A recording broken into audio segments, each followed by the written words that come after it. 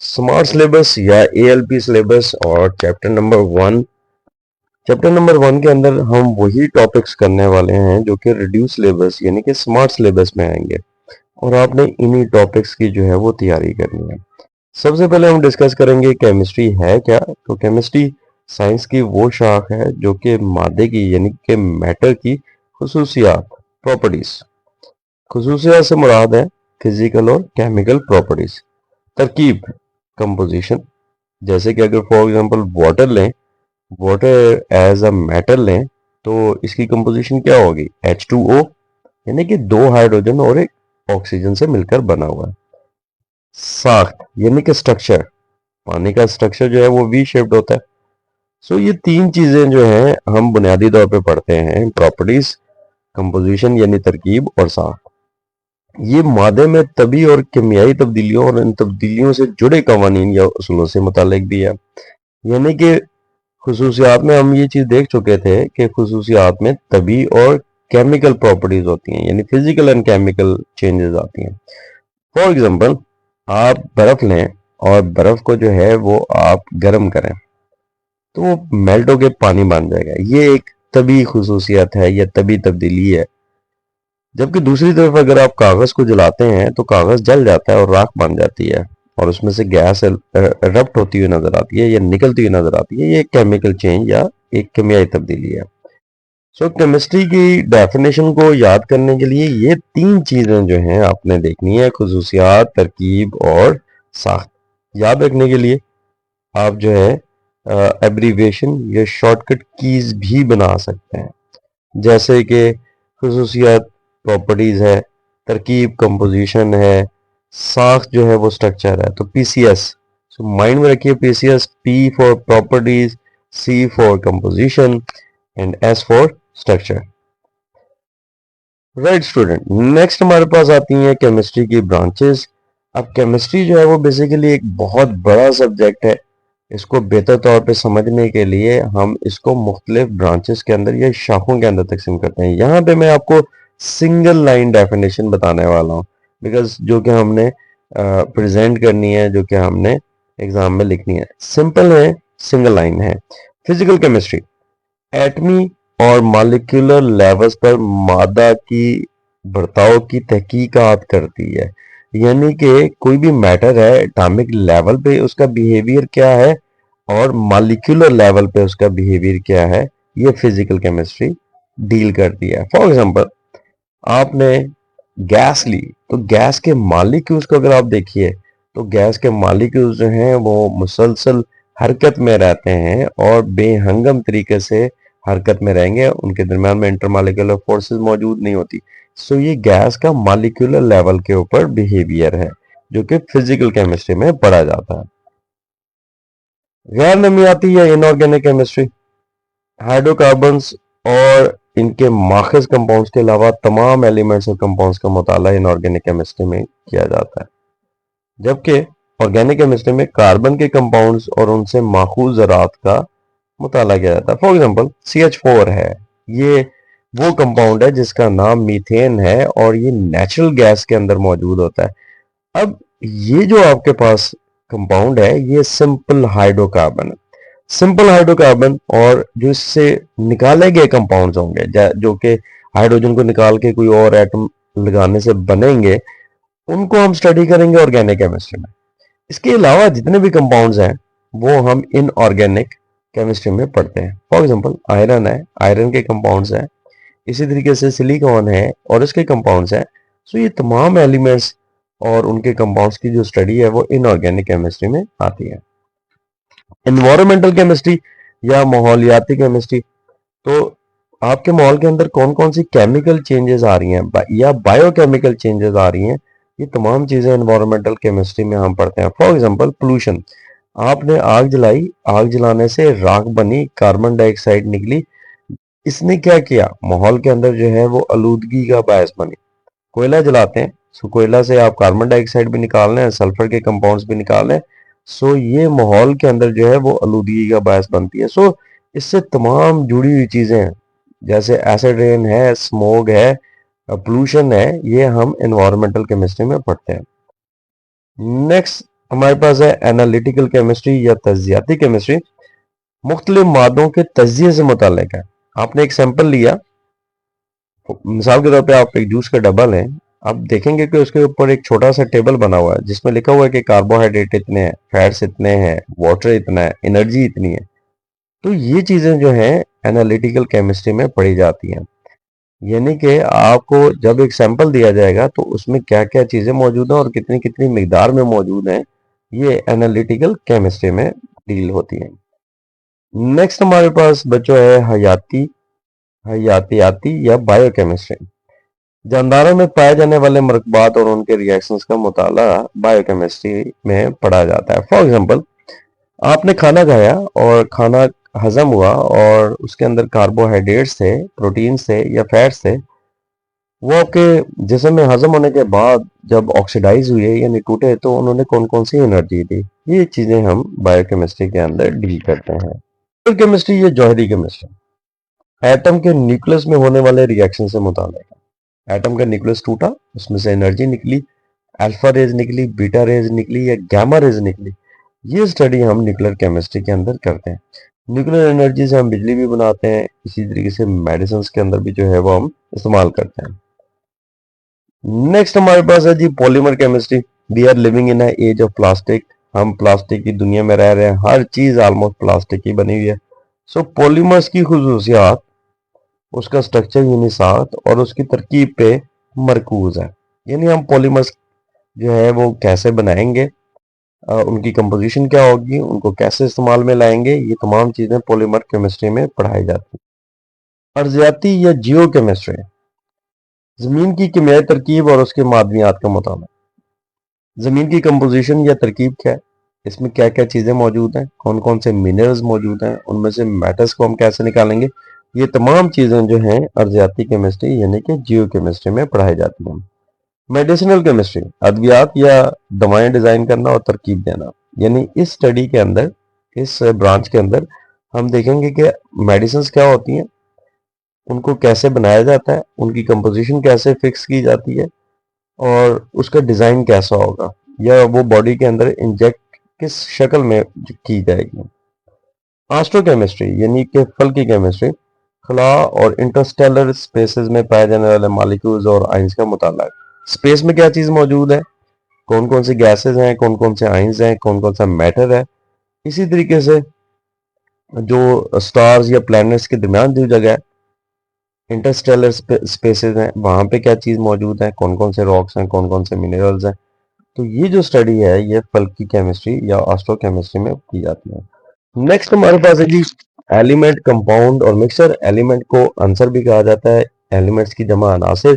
Compounds के लिए उर्दू में वर्ड मुरक्कबात और मिक्सचर के लिए जो है वो अमेज़ा। सबसे पहले हमने ये देखना है कि अनासिर यानी एलिमेंट्स होते क्या हैं। तो ये वो मैटर की शक्ल है जिसमें एक ही तरह के एटम्स मौजूद होते हैं। मिसाल के तौर पे अगर आपने आयरन की एक सलाख ली है तो आप ये कह सकते हैं कि ये आयरन एक एलिमेंट है और इसमें तमाम एटम्स आयरन के यानी कि Fe के मौजूद हैं। मरकबात खालिस मादा जिसमें एलिमेंट्स केमिकली कंबाइन होते हैं। हाइड्रोजन लिया, ऑक्सीजन ली, दोनों को कंबाइन किया, वाटर बन गया, तो पानी एक कंपाउंड है। बिकॉज क्योंकि इसमें हाइड्रोजन और ऑक्सीजन जो है वो केमिकली कंबाइंड है, आपस में बॉन्ड बनाते हैं। मिक्सर ना खालिस मादा जिसके अज्जा केमिकली कंबाइंड नहीं होते। यानी आपने दो चीजें आपस में मिला तो दी हैं लेकिन उनके बीच में कोई केमिकल बॉन्ड या कोई केमिकल इंटरेक्शन डेवलप नहीं हुई। मिसाल के तौर पे आप नमक और रेत को आपस में मिला दें तो ये मिक्सर बन जाएगा। इसी तरीके से रेत के अंदर जो है वो आयरन फिलिंग्स डाल दें, ये भी मिक्सर है, केमिकली कंबाइन नहीं है। एलिमेंट में एक ही किस्म के एटम्स मौजूद होते हैं।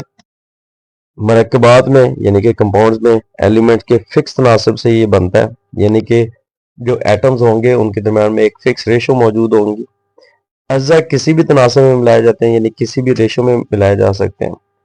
आम केमिकल रिएक्शन से तोड़ा नहीं जा सकता, इनको केमिकल रिएक्शन से इनके अज्जा में तोड़ा जा सकता है। मरकबात की बात हो रही है, जबकि मेज़ा यानी मिक्सर में अज्जा अपनी शनाख्त बरकरार रखते हैं और तभी तरीकों से अलहदा नहीं किया जा सकता। ये पॉइंट याद रखने वाला है कि आंसर जो है वो खालिस और सादा होते हैं, मरकबात केमिकली तौर पे कंबाइन यानी मिले ही होते हैं, जबकि मेज़ा तभी तौर पे जो है वो मिले ही होते हैं, यानी एक फिजिकल मिक्सचर या तभी मिक्सचर है। अब हम बात करते हैं जी सॉल्यूशन कोलाइडर सॉल्यूशन की और सस्पेंशन की। सॉल्यूशन क्या है बेसिकली? हकीकी सॉल्यूशन जो है उसमें पार्टिकल्स 1 नैनोमीटर से कम होंगे, नजर आते नहीं है। अगर आप इसको फिल्टर पेपर में से गुजारेंगे तो ये फिल्टर पेपर में से गुजर जाएंगे। ये with the passage of time यानी वक्त के साथ नीचे नहीं बैठेंगे बल्कि सॉल्यूशन के अंदर ही मौजूद होंगे। एग्जांपल में हमारे पास जो है वो शुगर सॉल्यूशन ले लें, सॉल्ट सॉल्यूशन ले लें। नेक्स्ट बच्चों हमारे पास है जी कोलाइडर सॉल्यूशन, राइट। साइज जो है वो 1 नैनोमीटर से 1000 नैनोमीटर के दरमियान। आप इसको नेकेड यानी नंगी आंख से नहीं देख सकते, यानी नंगी आंख से मुराद ये है कि आपने कोई लेंस नहीं लगाया हुआ। फिल्टर करना, फिल्टर पेपर में से गुजर जाएंगे एंड कोलाइडर सॉल्यूशन जो है वक्त गुजरने के साथ साथ इनके पार्टिकल्स बॉटम में या तह में नहीं बैठेंगे। मिल्क हो गया, उसके बाद निशास्ता जो है कार्बोहाइड्रेट स्टार सॉल्यूशन उसको ले लें। सस्पेंशन 1000 नैनोमीटर से ज्यादा होता है साइज। आप इसको नेकेड आई से भी देख सकते हैं, यानी without glasses without lenses. Filter paper में से नहीं गुजरते तो ये ऊपर ही रह जाएंगे फिल्टर पेपर पे, बाकी जो सॉल्वेंट है वो गुजर जाएगा। वक्त के साथ ये पार्टिकल्स बैठ जाते हैं। जितनी भी मेडिसिन होती हैं यूजली वो सस्पेंशन होती हैं, इसलिए आपको कहा जाता है कि आप हिला के उसको इस्तेमाल करें, यानी पहले उसको अच्छी तरह हिला लें और उसके बाद इस्तेमाल करें, बिकॉज जो पार्टिकल्स हैं जो कि सस्पेंडेड पार्टिकल्स हैं वो नीचे बैठ सकते हैं। पानी में रेत, पानी में चौक का सॉल्यूशन, ये भी एग्जांपल है। उसके बाद है जी सैचुरेटेड सॉल्यूशन और अनसैचुरेटेड सॉल्यूशन। सैचुरेटेड सॉल्यूशन एक ऐसा सॉल्यूशन है जिसमें किसी भी दर्जा हरारत पर ज्यादा से ज्यादा मिकदार जो कि हल हो सकती है मौजूद है। अनसैचुरेटेड सॉल्यूशन जो है एक ऐसा सॉल्यूशन है जिसमें किसी भी मकसूद दर्जा हरारत पर मजीद सॉल्यूट हल करने की गुंजाइश मौजूद होती है। इसी तरीके से सुपर सैचुरेटेड सॉल्यूशन एक ऐसा सॉल्यूशन होता है जो कि सैचुरेटेड सॉल्यूशन से भी ज्यादा कंसंट्रेटेड होता है, राइट। अब हम चलते हैं जी एक्सरसाइजेस की तरफ। एक्सरसाइज का जो है वो पहला क्वेश्चन देखिए, नियॉन साइंस में मादा किस हालत में मौजूद होता है? तो प्लाज्मा। शॉपिंग बैग के खतरनाक असरात का मुताला किस में किया जाता है? मैंने आपको बताया था पोल्यूशन है, तो ऑब्वियसली इन्वायरमेंटल केमिस्ट्री या माहौलियाती केमिस्ट्री। ऐसा पॉलीमर जो कि मैन मेड है यानी इंसान ने बनाया है, इंसान साखता है, तो निशास्ता कार्बोहाइड्रेट नेचुरल है। पॉलीस्टायरीन इंसान ने बनाया है। प्रोटीन एंड सेलुलोज भी नेचुरल है। 10 में से कौन सा माया कोलाइडल सॉल्यूशन है? तो अभी हमने पढ़ा है दूध। कौन सा हेट्रोजीनियस मिक्सचर है? हेट्रोजीनियस मिक्सचर से मुराद एक ऐसा मिक्सचर जिसमें मिक्सचर की अंदर मौजूद जो अज्जा है उनकी कंपोजिशन फिक्स ना हो, बरकरार ना हो, हेट्रोजीनियस मिक्सचर कहलाता है। सो कंक्रीट का जो मिक्सचर है, जब किसी मादे के छोटे नजर आने वाले ज़रात को एक मीडियम के जरिए मुंतशिर किया जाता है तो उस कंपाउंड को क्या कहा जाता है? That is colloid. Tyndall effect इसका नाम है बच्चों, कि जब कोलाइड जो है उसमें से रोशनी को गुजारा जाएगा तो रोशनी जो है वो क्या होगी? मुंतशिर हो जाएगी, स्कैटर्ड हो जाएगी। इस इफेक्ट को टेंडल इफेक्ट कहते हैं और टेंडल इफेक्ट हमेशा कोलाइड्स जो है वो शो करते हैं। इसी को कई ब्रांचेस में तकसीम किया गया, इसकी ज़रूरत क्यों पेश आई? तो हमने शुरू में कहा था कि एक वसी और पेचीदा एक मजमून है जो कि एक साथ पढ़ना मुश्किल होता है। सो ये पहला पॉइंट। साइंसदानों को मखसूस शोबों में महारत हासिल करने और तवज्जो मरकूज करने की इजाज़त देता है। नंबर थर्ड, मखसूस शोबों में गहरी समझ और कामयाबियों को मुमकिन बनाता है। सो ये 3 पॉइंट्स बच्चों आपने लिखने हैं। रिएक्शन न्यूक्लियस के बाहर मौजूद इलेक्ट्रॉन की वजह से होते हैं या वो मरकज़े न्यूक्लियस के अंदर हो सकते हैं? केमिस्ट्री की कौन सी शाखें इन दो किस्म के रिएक्शंस को स्टडी करती हैं या उनका अहाता करती हैं? तो पहली बात है जी, न्यूक्लियस के बाहर इलेक्ट्रॉन्स की वजह से जो रिएक्शंस है फिजिकल केमिस्ट्री में भी हम पढ़ते हैं, ऑर्गेनिक और इनऑर्गेनिक केमिस्ट्री में भी पढ़े जाते हैं। ज़्यादातर इनऑर्गेनिक केमिस्ट्री की बात होती है, यानी कि गैर नामियाती केमिस्ट्री।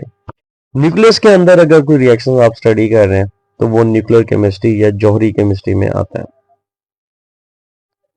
सुपर क्रिटिकल माया क्यों अहम है? अब ये वो टॉपिक है जो कि इनफैक्ट आपको कंटेंट में छुड़वा दिया गया था, बट एक्सरसाइज में वो मौजूद है आपके स्मार्ट सिलेबस के अंदर। सो सुपर क्रिटिकल लिक्विड जो हैं माया और गैस दोनों के दरमियान की खुसूसियात जाहिर करते हैं। वो मायात की तरह मवाद को हल कर सकते हैं, यानी कि जिस तरह लिक्विड सॉलिड्स को हल करता है ये भी हल कर सकते हैं। गैसों की तरह न्यूक्लियस के जरिए फ्यूज कर सकते हैं। गैसेस फ्यूज करती हैं, यानी एक छोटे से सुराख से गुजर कर जो है वो निकल जाती हैं। जैसे कि आपकी टायर ट्यूब जो है वो पंचर हो जाए तो उसमें से हवा निकल जाती है, ये फ्यूजन कहलाती है। सो सुपर क्रिटिकल माया भी ऐसा कर सकते हैं। एक्सट्रैक्शन प्रोसेस में इस्तेमाल होते हैं। कॉफी से कैफीन निकालने के लिए भी जो है वो यूज होते हैं। कॉफी बीन्स होते हैं या बीज होते हैं, उसमें से कैफीन निकालते हैं। माहौल दोस्त सॉल्वेंट के तौर पे भी इस्तेमाल किया जा सकता है। सो ये यूजेस हो गए जी इसके। नेक्स्ट क्वेश्चन देखिए जी, सूरज में मादा किस हालत में मौजूद है? तो सूरज में मादा जो है वो प्लाज्मा की हालत में मौजूद है, और प्लाज्मा वो स्टेट है जिसमें आयोनाइज गैस मौजूद होती है। न्यूट्रल पार्टिकल्स भी होंगे, आयंस भी होंगे, मॉलिक्यूल्स भी होंगे, और आयोनाइज गैस जो है वो एग्जिस्ट करेगी। कंस्ट्रक्टेड रिस्पांस क्वेश्चन में सुपर क्रिटिकल हालत कैसी दिखाई देती है? तो सुपर क्रिटिकल लिक्विड जो है वो एक होमोजेनियस फेज के तौर पर जाहिर होता है, जिसमें माया और गैस दोनों की खुसूसियात होती हैं। इसमें कोई अलग माया गैस इंटरफेस नहीं होता, यानी कोई भी ऐसी बाउंड्री नहीं नजर आ रही होती जहां पे आपको लगे कि ये लिक्विड है और इसके ऊपर ये गैस है। ये धुंधली या धुएं जैसी चीज की तरह दिखाई देती है, जो गैस की तरह ठोस के जरिए फैल सकती है, लेकिन माया की तरह मवाद को हल कर सकती है। फ्लोरेसेंट ट्यूब में प्लाज्मा किस तरह बनता है? अब फ्लोरेसेंट ट्यूब जो है, नॉर्मली जो आपकी ट्यूब्स होती हैं या आजकल अ, उसमें क्या किया जाता है कि जो ट्यूब होती है उसको आप इलेक्ट्रोड्स जो है उसको बैटरी के साथ अटैच करते हैं, तो बिजली का करंट जो है वो पास करता है। इस ट्यूब के अंदर जो है वो गैस फिल की जाती है। जैसे ही करंट इस गैस में से गुजरेगा तो उसको आयनाइज करेगा और प्लाज्मा बनाएगा। प्लाज्मा अल्ट्रावायलेट रोशनी खारिज करता है। अब ये जो लाइट होती है, जो यूवी लाइट या अल्ट्रावायलेट लाइट है, ये ट्यूब के अंदर जो हिस्से हैं उसके ऊपर कोटिंग की जाती है फास्फोर की। उस कोटिंग से फास्फोर से टकराती है ये, एंड जब वो टकराती है तो वहां पे फ्लोरेसेंस जो है वो काज करती है, यानी कि रोशनी पैदा करती है। बायोकेमिस्ट्री में हम जो ज्यादातर मॉलिक्यूल्स का मुताला करते हैं वो ऑर्गेनिक नेचर के होते हैं। नामियाती और हयातियाती यानी बायोकेमिस्ट्री की शाखों में क्या फर्क होता है? ऑर्गेनिक केमिस्ट्री में बच्चों हम हाइड्रोकार्बन्स को स्टडी करते हैं या कार्बन के कंपाउंड्स को स्टडी करते हैं, उनकी कंपोजिशन को देखते हैं और रिएक्शंस को देखते हैं। बायोकेमिस्ट्री में हम सिर्फ उन कंपाउंड्स की बात करेंगे जो कि लिविंग ऑर्गेनिजम्स के अंदर होते हैं और रिएक्शन शो कर रहे होते हैं। सो बायोकेमिस्ट्री में प्रोटीन्स, न्यूक्लिक एसिड और मेटाबॉलिक जो है जो पाथवे है कि किस तरीके से खाना हजम हो रहा है, हम हमारी कंसंट्रेशन उस पर होती है। जबकि ऑर्गेनिक केमिस्ट्री में हम नेचुरल और आर्टिफिशियल दोनों तरह के कार्बन कंपाउंड्स को स्टडी करते हैं। डिस्क्रिप्टिव क्वेश्चन जी, पहला है डिफरेंट पॉइंट्स आपको दिए गए हैं, जैसे किसी रिएक्शन का रेट, तो ये हम कहाँ पे पढ़ते हैं? फिजिकल केमिस्ट्री में। इंसानी जिस्म में खुराक का हजम होना, बायोकेमिस्ट्री में। प्लाज्मा की खुसूसियात, फिजिकल केमिस्ट्री में। इकोसिस्टम, इकोसिस्टम से मुराद है लिविंग ऑर्गेनिजम्स और उसका जो माहौल है, ये हम एनवायरमेंटल केमिस्ट्री या माहौलियाती केमिस्ट्री में पढ़ते हैं। आतिशबाजी के दौरान होने वाले रिएक्शन, डिफरेंट लाइट्स एमिट होती हैं, बेशुमार मिनरल्स और मिनरल सॉल्ट्स यूज किए जाते हैं, तो ये इनऑर्गेनिक केमिस्ट्री। स्पेक्ट्रोमीटर की मदद से अल्ट्रावायलेट लाइट के जज़ब होने की वेवलेंथ की पैमाइश, तो जितने भी एनालिटिकल टूल हैं वो एनालिटिकल केमिस्ट्री यानी तजियाती केमिस्ट्री में आते हैं। सुपर क्रिटिकल माया किस तरह है जी, और वो आम माया से किस तरह मुख्तलिफ है? तो ये चीज़ें हम पहले भी पढ़ चुके हैं, देख चुके हैं। आप इसको पॉज करके ये देख सकते हैं, लिख सकते हैं इसको। गैसेस और आम माया मॉलिक्यूल्स में किस किस्म की हरकत मौजूद होती हैं? देखिए जी, गैस के मॉलिक्यूल्स जो हैं उनके दरमियान में इंटरमॉलिक्यूलर फोर्सेस या अट्रैक्टिव फोर्सेस ना होने के बराबर होती हैं। इसलिए जो ट्रांसलेटरी मोशन है यानी मॉलिक्यूल्स का इधर से एक जगह से दूसरी जगह जाना वो बेतरतीब और रैंडम और बेहंगाम होता है। इसी तरीके से वाइब्रेशनल मोशन भी एग्जिस्ट करती है यानी मॉलिक्यूल्स जो हैं वाइब्रेट करते हैं, टू एंड फ्रो मोशन करते हैं। रोटेशनल मोशन भी हो सकती है, गैस के मॉलिक्यूल्स अपनी एक्सेस के गिर्द जो है वो मूव कर रहे हो। इसी तरीके से गैसेस के मॉलिक्यूल्स की ये जो बुनियादी हरकत हैं मॉलिक्यूल्स की, ये काइनेटिक एनर्जी के बहुत ज़्यादा और आज़ाद हरकत की वजह से होती हैं। जबकि माया मॉलिक्यूल्स में जो है वो वाइब्रेशनल मोशन और रोटेशनल मोशन होती है और ट्रांसलेटरी मोशन जो है वो महदूद होती है। एक दूसरे मॉलिक्यूल्स जो है वो एक दूसरे से स्लाइड करते हैं। मॉडरेट काइनेटिक एनर्जीज होती हैं as compare to gas and और कुछ इंटरमॉलिक्यूलर फोर्सेस भी होती हैं जो कि मॉलिक्यूल्स को एक साथ बांधने की कोशिश करती हैं। इनऑर्गेनिक केमिस्ट्री और ऑर्गेनिक केमिस्ट्री का फर्क है जी। इनऑर्गेनिक केमिस्ट्री में हाइड्रोकार्बन्स और उसके जो माखज यानी डिराइव्ड कंपाउंड्स हैं, या आप सिंपली कह दें जी ऑर्गेनिक कंपाउंड्स के अलावा जो कंपाउंड्स हैं और एलिमेंट्स हैं उनकी स्टडी जो है वो इनऑर्गेनिक केमिस्ट्री में होती है। जबकि ऑर्गेनिक केमिस्ट्री में कार्बन कंपाउंड्स को जो है वो हम स्टडी करते हैं या ऐसे कंपाउंड्स को जो कि हाइड्रोकार्बन से निकाले जाते हैं। गैर नमियाती मेटल्स हैं, नॉन मेटल्स हैं, सॉल्ट्स हैं, एसिड और बेसिस हैं। जबकि नमियाती केमिस्ट्री के अंदर हम जानदारों में पाए जाने वाले जो नेचुरल कंपाउंड्स हैं उनको स्टडी करते हैं। इनऑर्गेनिक कंपाउंड्स की कंपोजिशन देखते हैं, प्रॉपर्टीज देखते हैं और स्ट्रक्चर देखते हैं। जबकि यहाँ पे ऑर्गेनिक कंपाउंड्स की कंपोजिशन, स्ट्रक्चर और रिएक्शन देखते हैं। एप्लीकेशंस में बच्चों यहाँ पे आ जाती है खाद, अद्वियात, कैटालिस्ट, पिगमेंट्स। जबकि यहाँ पे जो एप्लीकेशन आ जाती है दवा साजी है, प्लास्टिक है, ईंधन है और डाइज है। इन्वेस्टिगेटिव क्वेश्चन हमारे पास एक ही है जो कि आपके सिलेबस में शामिल किया गया है। सॉल्यूशन की तैयारी केमिस्ट्री में एक अहम अमल की तरफ लेके जाती है जो हमें क्रिस्टलाइजेशन के जरिए एक मुरक्कब को खालिज करने के काबिल बनाती है। यानी क्रिस्टलाइजेशन एक ऐसा प्रोसेस है जिसमें से आप इम्प्योरिटीज को सॉल्यूशन में से निकाल देते हैं। एक ऐसे अमल की वजाहत करें जिसमें पोटेशियम नाइट्रेट को पानी में क्रिस्टलाइज करके खालिज किया जाता है। तो क्रिस्टलाइजेशन के जरिए जो है वो पोटेशियम नाइट्रेट को कैसे साफ किया जाता है, खालिज किया जाता है। तो गर्म पानी में पोटेशियम नाइट्रेट का सैचुरेटेड सॉल्यूशन बनाना है। नापाक से मुराद है ना खालिज, ठीक है।